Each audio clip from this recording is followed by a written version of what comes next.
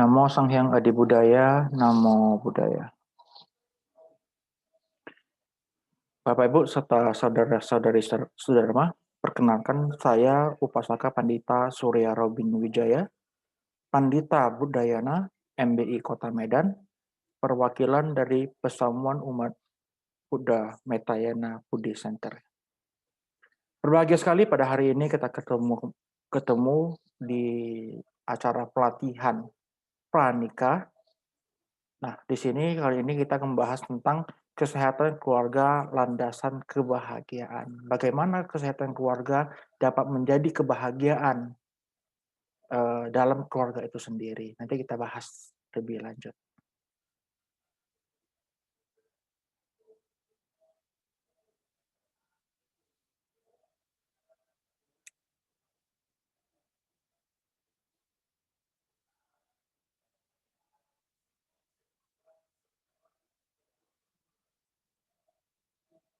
Oke, kita langsung saja kita lanjut kepada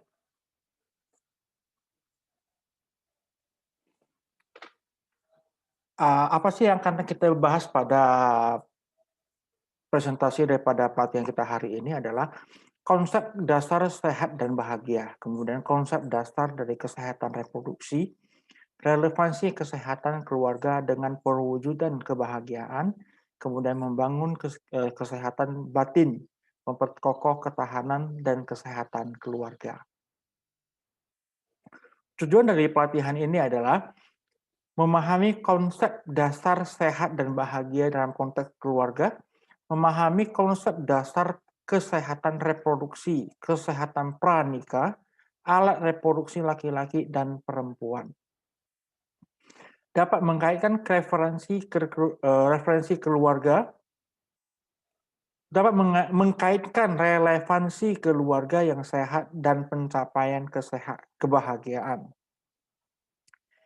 Dapat mengkonstruksi pemikiran, ide, dan gagasan untuk mewujudkan keluarga yang sehat dan bahagia. Nah, namun sebelumnya dipersilakan Bapak Ibu menjawab 4 pertanyaan ini dengan pulpen dan kertas yang ada di meja Bapak Ibu. Nanti di akhir dari acara ini kita akan bahas kembali bagaimana ini jawabannya yang benarnya. 1. Benarkah kesehatan adalah modal utama untuk mewujudkan kebahagiaan dalam sebuah keluarga? Kedua, apakah kesehatan baik fisik maupun mental adalah tanggung jawab dari semua anggota keluarga? Mengapa? Yang ketiga, untuk mewujudkan kesehatan keluarga diperlukan antisipasi dari semua keluarga. Benar nggak? Yang keempat, apakah sehat juga merupakan berkah yang harus disyukuri selain merupakan sumber kebahagiaan lainnya, seperti harta benda? Oke, silakan dijawab. Nah, kita mulai. Jadi konsep dasar sehat dan keluarga, sehat dan bahagia. Sehat dan bahagia dalam keluarga itu meliputi semua unsur yang ada di dalam keluarga dari muda sampai tua. Nah, kita lihat. Sejak bayi anak itu kebutuhannya adalah ASI dan imunitas. ASI dan imunitas ini hendaknya tidak kurang karena masa bayi adalah masa keemasan bagi mereka untuk tumbuh dan berkembang, baik mental maupun fisiknya. Sehingga ASI dan imunisasi hendaknya lengkap diberikan kepada mereka. Nah, sudah anak-anak pada usia balita, nutrisi dan pendidikan karakter itu sangat menentukan. Ya. Memang benar semua anak itu memiliki karmanya masing-masing dibawa dari masa lalu dengan karakternya masing-masing. Betul. Tapi pendidikan karakter dari orang tua pada saat ini tidak jauh sangat berpengaruh bagi kehidupan mereka. Untuk itulah pendidikan karakter sudah dimulai dari sejak balita. Masa ke usia anak-anak atau remaja, nah selain pendidikan karakter yang masih dikembangkan terus ditanamkan terus, mereka juga harus diberikan keilmuan. Keilmuan dalam hal apa? Pendidikan untuk menunjang masa depan mereka. Memberikan pendidikan dan keahlian kepada anak-anak itu adalah tugas dan tanggung jawab ke orang tua kepada anak. Itu disampaikan oleh Buddha Gautama dalam Sigalowadah Sutta. Selanjutnya adalah jangan segan-segan mulai memberikan mereka pendidikan, pengetahuan tentang kesehatan reproduksi. Jangan sampai mereka mendapatkan informasi-informasi yang menyeleweng, yang tidak benar dari lingkungan di luar keluarga kita yang membahayakan mereka. Akhirnya juga membahayakan keluarga, merugikan keluarga. Jadi hendaknya kesehatan reproduksi ini disampaikan sejak awal, yang sepantasnya mereka tahu. Oke. Kemudian dewasa muda. Dewasa muda berarti ini setelah tamat sekolah ya, tamat SMA, sampai dengan usia-usia kuliahan, tamat kuliah, menjelang berkeluarga. Usia muda. Harus diberikan pendidikan, kemandirian, inovatif, dan kreatif. Pendidikan dan keahlian hendaknya diberikan kepada anak-anak kita. Meskipun saya menyadari mungkin keluarga Anda memiliki kemampuan ekonomi yang sangat kuat sekali, ya, hingga anak-anak Anda juga tidak perlu belajar terlalu banyak, tinggal melanjutkannya saja. Tapi alangkah baiknya memberikan keahlian-keahlian khusus kepada mereka, kemandirian kepada mereka. Kenapa? Karena usia kita sebagai orang tua, kita tidak tahu sampai berapa lama. Kapan saja kita akan meninggalkan mereka. Bisa saja, mungkin saja, kapan saja mungkin. Tanpa pemberitahuan, tanpa peringatan. Nah, bagaimana kalau kita hanya meninggalkan kepada mereka sejumlah harta duniawi, tapi mereka tidak punya keahlian? Maka harta duniawi tersebut akan mencelakai mereka kembali. Jadi hendaknya di saat mereka berusia remaja, usia dewasa muda itu sudah dibekali dengan keahlian-keahlian dan keterampilan serta hidup mandiri. Itu sangat penting sekali. Nah, di usia dewasa diharapkan kita dapat memberikan kepada mereka kesempatan ya, atau mengusahakan mereka untuk dapat menciptakan lapangan kerja dan produktivitas hidup. Ya, jadi menciptakan lahan kerja atau lapangan kerja. Dan berdasarkan apa? Berdasarkan kemandirian dan keahlian yang diperoleh sebelumnya. Jadi mereka ini adalah sudah berusaha sendiri bekerja untuk menciptakan lapangan kerja. Oke. Nah, bagi orang tua kita yang sudah di usia lanjut atau lansia, diberikan mereka kepada jaminan sosial. Jaminan sosial ini apa artinya? Artinya adalah keuangan atau uang pensiun juga dengan kesehatan-kesehatan. Karena usia lanjut sudah rentan dengan penyakit-penyakit. Nah, supaya mereka dapat hidup dengan mandiri, dengan maaf, dapat hidup dengan lebih baik, maka hendaknya kita memberikan mereka jaminan sosial. Oke, lanjut. Dalam Dhammapada ayat 204, Pasenadi Kosala Watu. Dalam Pasenadi Kosala Watu, Buddha berpesan bahwa kesehatan adalah keuntungan yang paling besar. Kepuasan adalah kekayaan yang paling berharga. Kepercayaan adalah saudara yang paling baik. Nibbana adalah kebahagiaan yang tertinggi. Kesehatan adalah keuntungan yang paling besar. Kenapa? Kenapa dari zaman dulu Buddha sudah menyatakan seperti itu?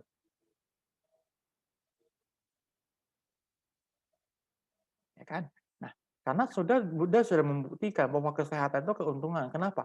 Karena dengan kesehatan pada diri kita dapat produktif, kita dapat mengerjakan sesuatu, kita dapat menghasilkan sesuatu, kita dapat membahagiakan orang lain. serta dapat memberikan kebaikan-kebaikan dan cinta kasih kepada orang lain. Benarkah? Coba kita lihat. Meningkatkan seks literasi atau pendidikan seks. Tujuan menikah atau garawasa adalah memahami sistem reproduksi manusia. Memahami sistem reproduksi manusia. Oke, bukan hanya sekedar memuaskan nafsu. Karena di sini artinya memahami, ada saat-saat tertentu mungkin kita harus saling memahami atau harus kita ikuti. Menjaga kesehatan reproduksi dan merencanakan dengan terencana, keluarga berencana. Keluarga berencana artinya memang benar cuma dua anak cukup, laki-laki perempuan sama saja. Tapi lebih jauh, usianya berapa? Usia yang pantas atau wajar untuk seseorang menjadi orang tua itu berapa? Jarak usia antar anak itu berapa? Supaya keluarga ini bahagia. Ya, nanti kita bahas lebih lanjut. Menghindari potensi malfungsi reproduksi, merawat dan menjamin kesehatan keluarga, menjamin kesehatannya. Nah, era reproduksi manusia dapat menjadi malfungsi. Nah, kita harus mencegah agar itu terjadi pada diri kita dan dari pasangan kita. Kemudian menghindari potensi gangguan kesehatan reproduksi dengan penyakit PMS, pergaulan, pola hidup, gaya hidup, disorientasi seksual yang menyimpang. Oke, nanti kita lanjut pembahasannya. Nah, kita lihat apa hubungannya sehat produktivitas dengan kebahagiaan. Inilah skema yang ada. Apakah ini benar? Menurut Bapak Ibu, apakah ini benar nggak? Kesehatan keluarga atau kesehatan pribadi akan menunjang kepada produktivitas pribadi kita. Dengan orang yang sehat dan produktif, otomatis dia pasti akan berbahagia. Orang yang tidak sehat dan tidak produktif, pasti kebahagiaan dia berkurang atau malah menjadi penderitaan. Apalagi kita lihat seperti gambar ini, satu keluarga semua sakit. Kalau satu keluarga semua sakit, sedangkan satu orang saja sakit sudah mengganggu produktivitas dan kebahagiaan keluarga. Apalagi kalau semua sakit, bagaimana dengan produktivitas dan kebahagiaan keluarga? Pasti juga jauh lebih tidak bahagia dan tidak produktif. Seperti contoh sekarang ini, tidak tanggung-tanggung. Satu orang sakit, kena virus corona, bawa pulang ke rumah, satu keluarga dapat menjadi korbannya, tertular virus corona. Bukan penyakit, bukan suatu penyakit yang simple, bukan suatu penyakit yang sederhana untuk virus corona. Oleh karena itu, kesehatan keluarga harus kita jaga bersama. Supaya produktivitas keluarga juga muncul dan kebahagiaan keluarga juga tercipta. Dimulai dari mana? Dimulai dari masing-masing pribadi anggota keluarga tersebut menjaga kesehatannya. Sehingga produktif dan sehingga berbahagia. Produktif di sini bukan berarti hanya sekedar mencari uang ya. Tapi produktivitas di sini maksudnya adalah selain bagi anggota keluarga mencari kebutuhan keluarga secara ekonomi, hal lainnya adalah mungkin bagi ibu-ibu rumah tangganya dia dapat bekerja dengan baik di rumah. Anak-anak dapat belajar dengan baik di rumah. Sehingga kebahagiaan keluarga dapat tercipta. Unsur-unsur kesehatan keluarga. Nah, kita mulai dari kesehatan ibu dan anak. Keluarga mengikuti program KB, keluarga berencana. Nah, itu yang tadi kita katakan. Berapa sih usia produktif untuk memiliki anak dalam keluarga? Tahu nggak? Usia yang produktif itu adalah antara 30 sampai dengan 37 tahun.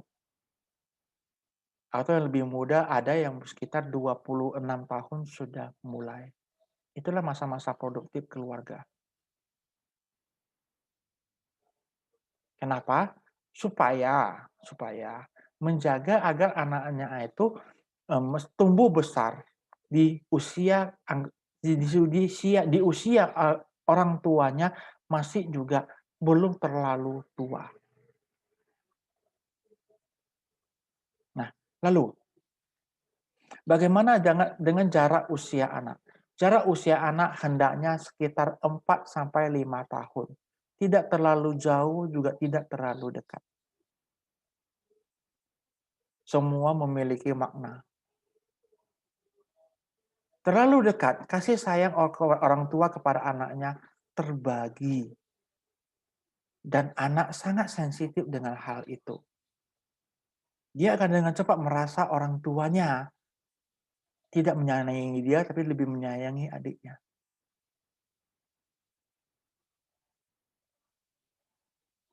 Nah, ketika anak sudah berusia 4 sampai 5 tahun, sebagian besar anak itu sudah mulai menunjukkan kemandiriannya. Sebagian besar anak sudah mulai memahami kemauan dan keinginan orang tuanya mereka dapat ikuti. Sehingga ketika kebahagiaannya terbagi pada saat itu, dia tidak terlalu bermasalah. Malah sebaliknya, dia juga akan menyayangi adiknya. Nah, berikutnya adalah laki-laki perempuan sama saja. Tidak ada bedanya antara anak laki-laki dengan anak perempuan. Itu sama saja. Ya. Berikutnya, ibu melakukan persalinan di fasilitas kesehatan. Ya, gunakanlah persalinan di fasilitas kesehatan yang sudah teruji dan terukur dan memenuhi standar. Jangan mengambil resiko. Karena dikatakan, waktu seorang ibu bersalin untuk melahirkan anaknya, itu ada di ambang kebahagiaan, di ambang kebahayaan. Bahaya. Ya, jadi berikan jaminan yang terbaik bagi anak dan keluarga kita. Bayi mendapatkan imunisasi lengkap, imunisasi dasar yang lengkap. Ya, imunisasi bagi seorang anak jangan dianggap remeh, karena tadi sudah saya sampaikan di awal bahwa hal itu adalah masa-masa keemasan bagi perkembangan seorang anak. Bayi mendapatkan air susu ibu yang eksklusif, ya, ini dia memberikan eksklusif air susu ibu kepada bayi sampai dengan berusia 1,5 tahun. Penting dan sangat penting. Ya, selain gizi bagi anak, itu juga merupakan ikatan batin antara ibu dan anak. Oke, bayi mendapatkan pemantauan dan pertumbuhan. Bayi mendapatkan pemantauan pertumbuhan. Pertumbuhannya dipantau, dijaga benar-benar. Bapak Ibu, Anda saya yakin mendapatkan seorang anak dengan usaha yang maksimal. Anda sangat sayang sekali dengan anak-anak Anda. Maka jangan sampai anak tersebut menjadi anak daripada suster, bibi, kakak, asisten rumah tangga kita. Kenapa? Karena hubungan ibu dan ayah dengan anaknya itu tidak terlalu erat. Lebih erat hubungan asisten rumah tangga kita dengan anak-anak kita. Sehingga tidak ada papa, tidak ada mama, tidak masalah. Tapi tidak ada kakak, tidak ada suster, tidak ada bibi, dia sakit. Dia terikat dengan mereka. Ingat Bapak Ibu, ini adalah anak-anak Anda. Mereka fungsinya adalah asisten. Kalau seorang artis yang memiliki asisten, apakah asistennya yang menandatangan kontrak? Bukan. Kalau bos besar itu punya asisten, apakah asistennya itu ya tanda tangan giro, cek? Bukan. Seperti itulah.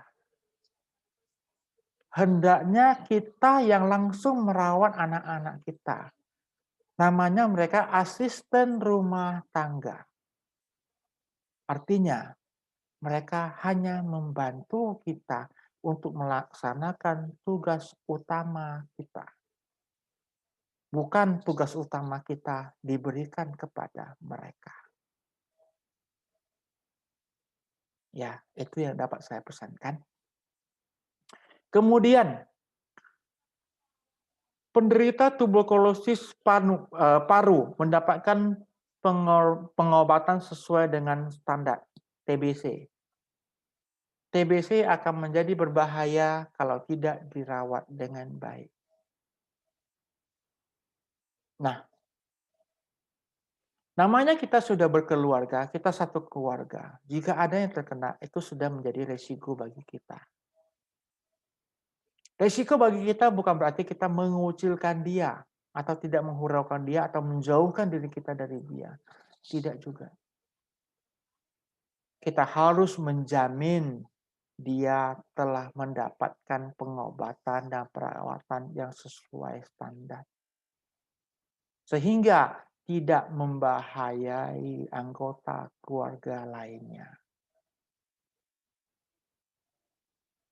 Yang tidak kalah penting adalah penderita hipertensi melakukan pengobatan secara teratur. Hipertensi memang tidak akan menular, tapi dia menyusahkan. Jika tidak dirawat dengan baik, jika masing-masing anggota keluarga tidak punya kepedulian terhadap pasien hipertensi untuk perawatannya secara baik, maka penderitaan pribadi anggota keluarga tersebut akan makin susah, akan makin menderita. Akibatnya mereka menderita adalah akan mengganggu kebahagiaan keluarga itu sendiri juga. Jadi, sebelum hal itu mengganggu kebahagiaan dan produktivitas keluarga, maka hendaknya dari awal dilakukan pengobatan ataupun perawatan dengan baik. Kemudian, keluarga memulai akses sarana air bersih. Itu saya rasa sudah ada lah ya, tidak perlu saya jelaskan. Mempunyai akses jamban keluarga seharusnya juga sudah ada ya. Saya nggak bahas terlalu panjang tentang hal ini. Kesehatan jiwa, penderita gangguan jiwa mendapatkan pengobatan dan tidak ditelantarkan.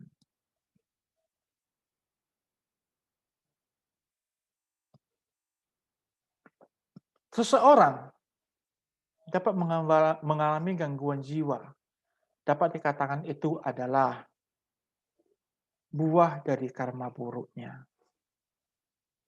Benar.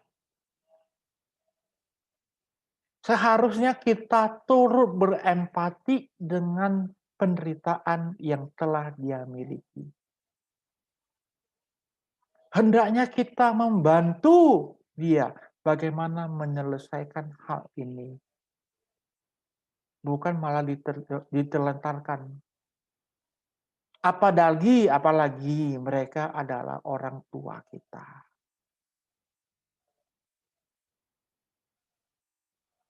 Orang tua kita tidak pernah mengeluh saat merawat kita ketika kita masih kecil dengan berbagai tingkah laku kita yang merepotkan mereka. Sekarang kita telah dewasa. Hendaknya kita membalas perawatan mereka dengan kita merawat mereka. Kalau bukan kita, siapa lagi? Itu untuk orang tua. Bagaimana kalau bukan orang tua? Dia juga anggota keluarga kita. Ingatlah, Buddha berpesan, barang siapa merawat orang yang sakit, layaknya dia merawat saya. Saya itu Buddha. Nah, bayangkan bagaimana kalau kita berdana kepada seorang sama-sama Buddha saja, itu pahalanya luar biasa. Nah, bagaimana kalau kita merawat seorang sama-sama Buddha?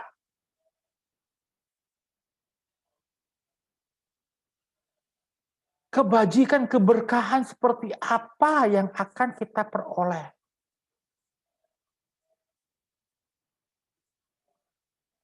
Sekarang bagaimana? Ya, merawat orang yang sakit. Itu adalah keberkahan yang luar biasa, kebajikan yang luar biasa. Karena seperti halnya merawat seorang Buddha. Oke, lanjut. Saudaraku sehat, tidak ada anggota keluarga yang merokok, apalagi di dalam rumah.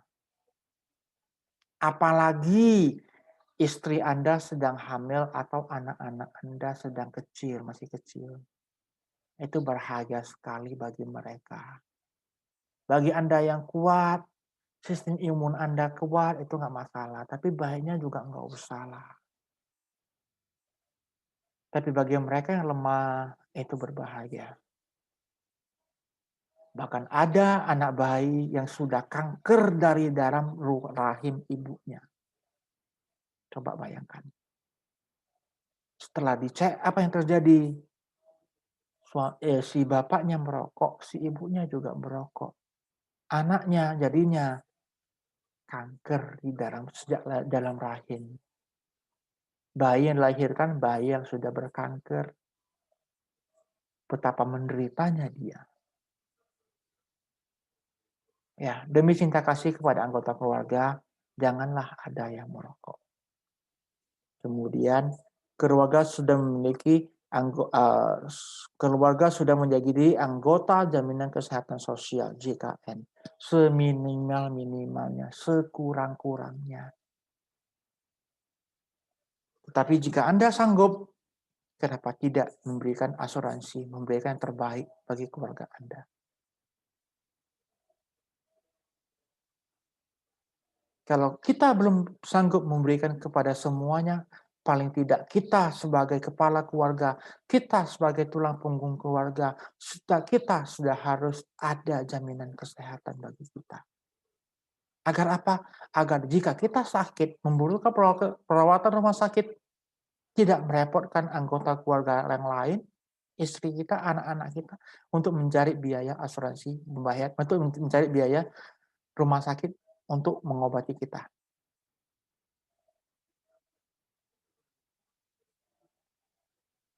Ya, ini bukan promosi, tapi memang saat ini asuransi sangat dibutuhkan, apalagi asuransi kesehatan untuk perawatan rumah sakit. Hendaknya kita ada.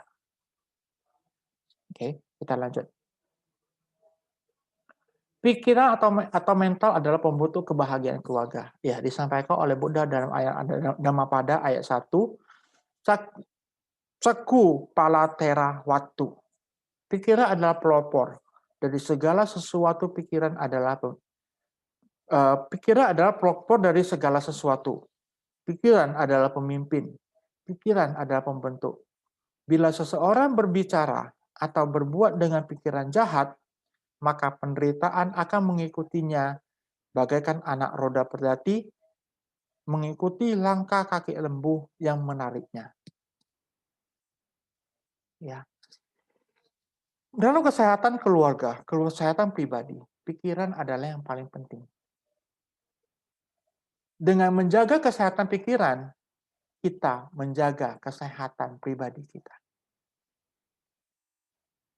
Sebaliknya, jika pikiran kita tidak dijaga dengan baik, itu akan membawa sakit penderitaan bagi diri kita.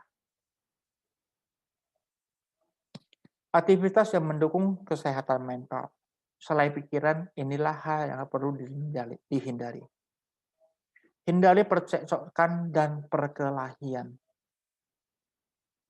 Tidak ada gunanya. Batu dilaga dengan batu, salah satu atau dua-duanya batu pasti akan pecah. Tetapi batu dilaga dengan air, batu yang akan tenggelam. Air yang akan menunjukkan diri. Air tidak keras, tapi air dapat melubangi batu jika diteteskan setiap saat. Oke. Hindari menjadi masalah bagi orang lain. Orang mengatakan tidak dapat membantu, setidaknya kita tidak makin memperkeruh masalah atau malah menjadi masalah bagi orang lain. Kalau rasa tidak dapat membantu, bagusnya kita menghindar. Jangan jadi kendala bagi orang lain. Kemudian, pecahkan masalah dengan elegan. Tidak ada masalah di dunia ini tanpa solusi. Tidak ada masalah di dunia ini tanpa solusi. Semua ada solusinya. Masalahnya adalah, satu, kita mau nggak berupaya mencari solusi itu yang merupakan solusi terbaik.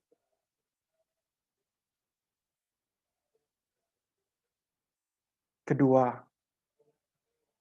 kita mau nggak menerima solusi itu sebagai solusi terbaik.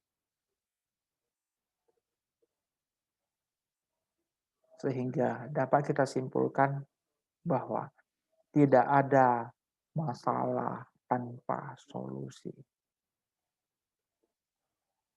Carilah solusinya, solusi yang terbaik, maka masalah tersebut akan selesai. Oke, kita lanjut. Kesehatan mental. Hasil riset kesehatan mental dapat ditingkatkan dengan memperkenalkan meditasi kesadaran penuh atau mindfulness. Keluarga berkesadaran penuh. Apakah itu mindfulness? Apakah itu kesadaran penuh? Apakah itu hidup berkesadaran?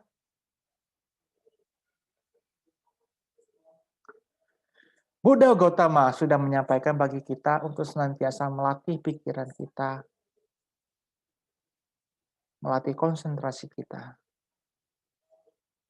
Setiap saat, setiap waktu, setiap tempat. Biasanya dikenal dengan Vipassana Bhavana. Namun kalau dikatakan Vipassana Bhavana, Anda pasti akan mengatakan, saya mana waktu untuk pelatih Vipassana. Diam aja, duduk meditasi saja. Saya sibuk, banyak kerjaan, begini, begono. Sejumlah alasan disampaikan. Namun sesungguhnya praktek Vipassana tidak jauh berbeda dengan mindfulness. Di mana diharapkan kita melakukan segala sesuatu dalam kehidupan kita adalah penuh dengan konsentrasi, penuh dengan perhatian. Tidak sembarangan, tidak asalan mengerjakan itu. Saat kita berjalan, kita penuh konsentrasi, kita penuh perhatian. Saat kita makan, juga penuh dengan konsentrasi, penuh perhatian, tidak tergesa-gesa. Saat kita mengendarai mobil atau motor, juga mengendarainya dengan penuh fokus, penuh perhatian. Saat mengerjakan tugas-tugas di kantor, juga kerjakanlah dengan penuh perhatian, dengan penuh kesadaran.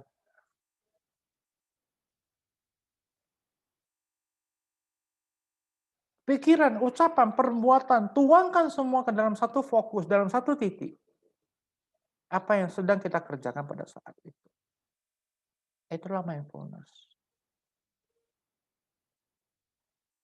Ya, jadi mindfulness dapat dipraktekkan setiap saat 24 jam. Bukan berarti suruh duduk aja meditasi, kosongkan pikiran nggak pernah kosong. Perhatikan pikiran, iya. Timbul, tenggelam. Perhatikan perasaan timbul, berkembang, lenyap. Kalau sanggup, ya syukur. Kalau nggak sanggup, mindfulness. Perhatikan, fokus pada segala sesuatu yang dilakukan. Oke? Ketika satikit, paradigma dibangun adalah agama Buddha memandang kesehatan dan penyakit sebagai sesuatu yang realistis. Karena ada penyakit di sana pasti ada kesembuhan atau kesehatan. Penyakit bukanlah hukuman dari adik kuasa dan kesembuhan juga bukan hadiah darinya. Menurut agama Buddha, bisa sakit muncul disebabkan oleh kondisi alamiah di dalam tubuh kita saat ini, seperti faktor makanan, iklim, cuaca, tempat tinggal, dan faktor-faktor alam lainnya, yang dalam bahasa Buddhis disebut dengan utu niyama. Penyakit juga bisa muncul disebabkan karena faktor-faktor hukum perbuatan yang disebut dengan kama niyama. Perbuatan di sini bisa mengacu pada perbuatan kehidupan ini dan juga kehidupan masa lampau. Di kehidupan sebelumnya yang berbuah di kehidupan ini. Ya. Sakit bukanlah sebuah hukuman, siksaan, ujian dari suatu makhluk adik kuasa. Bukan.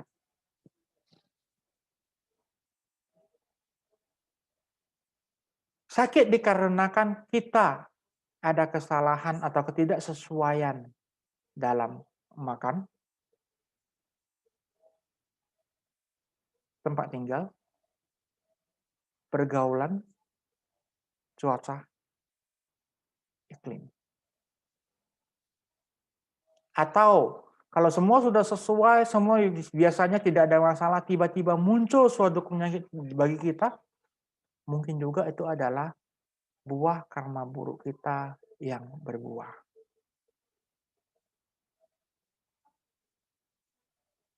Oleh karena itu, jaga perilaku, jaga ucapan, jaga pikiran kita dalam berhubungan dengan masyarakat, dengan yang lainnya. Agar hidup kita tidak mencelakai, tidak membuat makhluk lain menderita. Sehingga kita dapat hidup dengan bahagia juga. Oke, lanjut. Kesehatan reproduksi, masing-masing pasangan suami istri wajib menjaga dan memastikan kesehatan reproduksi agar dapat menjaga keharmonisan keluarga. Juga yang paling terpenting adalah bertekad untuk memiliki keturunan yang sehat, berbudi pekerti baik, dan sehat jasmani rohani. Berusaha berobat dan memperbaiki keadaan jika terjadi hal-hal yang mengganggu terjadinya reproduksi, dan mempelajari cara yang legal atau sah dalam merencanakan keturunan dalam konteks keluarga Indonesia. Konsep keluarga di Indonesia atau program KB. Ya. Kebutuhan biologis manusia sama pentingnya dengan kebutuhan fisik manusia. Dibutuhkan partisipasi dari dua individu. Oleh karena itu, masing-masing harus menjaga kesehatan reproduksi masing-masing. Tidak malu-malu untuk berkonsultasi di antara Anda berdua atau berkonsultasi dengan dokter. Sehingga tidak ada prasangka buruk yang timbul dari pasangan kita. Tidak ada perlu ditutupi dengan pasangan kita. katakan sejujurnya. Malah kalau jika kita menutupinya terlalu lama, akhirnya pasangan kita mengetahuinya dari pihak lain, kita menjadi lebih merasa tidak enak dan menderita. Demikian juga pasangan kita juga akan merasakan penderitaan yang makin dalam. Oke, lanjut. Ini ada beberapa jenis ya alat kontrasepsi yang dapat Anda diskusikan dengan pihak dokter atau dokter kandungan. Yang mana yang paling cocok dengan Anda? Ya, tidak mungkin Anda coba satu-satu, tidak mungkin. Itu juga harusnya dokter lebih ahli untuk menjelaskan hal ini. Apa yang paling cocok, paling pantas untuk Anda untuk mempersiapkan keluarga bahagia melalui keluarga berencana. Oke. Bila seorang bijaksana terlahir dan suatu keluarga, sesungguhnya hal ini merupakan kebaikan, kesejahteraan, dan kebahagiaan bagi orang, baik orang tuanya, istri, dan anak-anaknya, pelayan dan pegawai-pegawainya, ataupun teman-teman dan sahabatnya, serta juga kebaikan, kesejahteraan, dan kebahagiaan bagi petapa yang bermakna dan bermakna. Anggota Nikaya 3 ayat ke-46.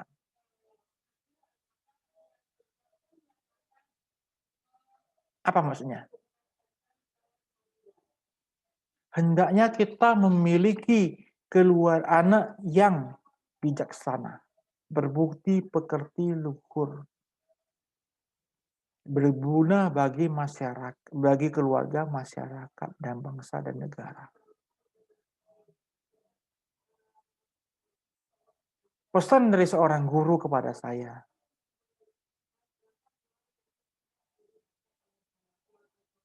gampang untuk menghidupi seorang anak. Hanya butuh uang. Berapa banyak uang dapat dicari. Tapi tidak gampang untuk mendidik anak.